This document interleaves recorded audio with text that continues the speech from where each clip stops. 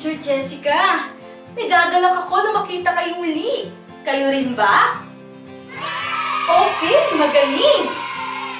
Ngayong araw, tayo ay makakapakinig ng isang kwento mula sa Biblia na pinamagatang ang matalino at ang mangmang na tagapagtayo. Tara, umpisahan na natin! May dalawang tao na tagapagtayo. Ang una, ang matalinong tagapagtayo. Nag-isip siya ng mabuti kung saan niya itatayo ang kanyang bahay. Naghanap siya ng lugar na tatayuan at nakakita siya ng isang batuhan. At nagsabi sa kanyang sarili, "Magaling! Alam ko na! Dito ko itatayo sa batuhan ang aking bahay at siguradong ito ay magiging matibay."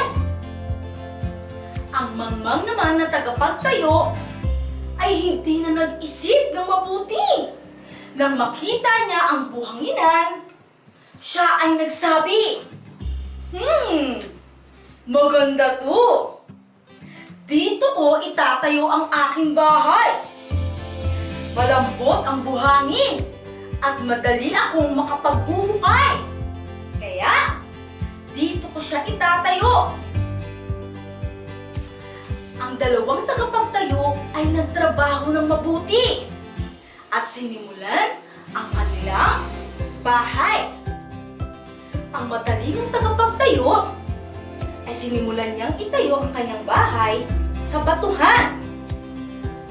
Nagsimula siyang maglagay ng pintuan, ng mga bintana,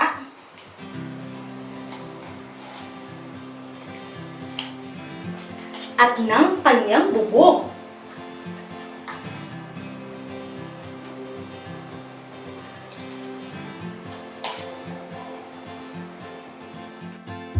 Ganon din ang mangmang. Nagsimula siyang maglagay ng bintana, pintuan, at ng bubong.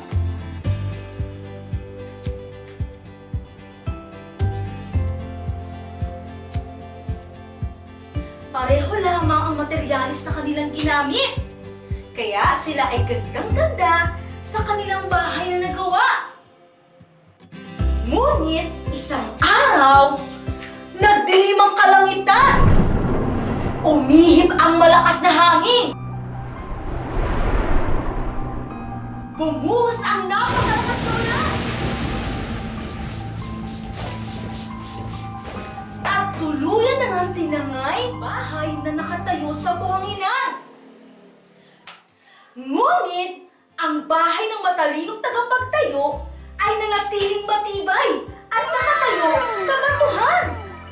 Diba? Hindi siya nagiba at natangay ng malakas na hangin dahil ito ay nakatayo sa matibay na batuhan. Ito ay itinuro ni Jesus upang tayo may matutunan. Katulad ng buhangin na ito, ang mga bagay sa mundo. Kung dito natin itatayo ang ating buhay, maaari itong gumuho, masira, at mawala. Ngunit, kung dito natin itatayo ang ating buhay sa batuhan, mananatili itong matibay at nakatayo. Dahil si Jesucristo ang ating matibay na pundasyon na kailanman ay hindi mag-iiba. Ngayon mga bata, saan ninyo gusto itayo ang inyong mga buhay? Sa buhanginan ba na madaling masira at gumuho? O sa batuhan na kailanman matibay at hindi mag-iiba?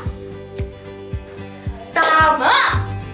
Dapat dito natin itayo ang ating buhay sa batuhan dahil si Jesus ang ating pinakamatibay na pundasyon ng ating buhay. Naunawaan po ba mga bata? Okay, mahusay! Magaling! Hanggang sa muli! Paalam!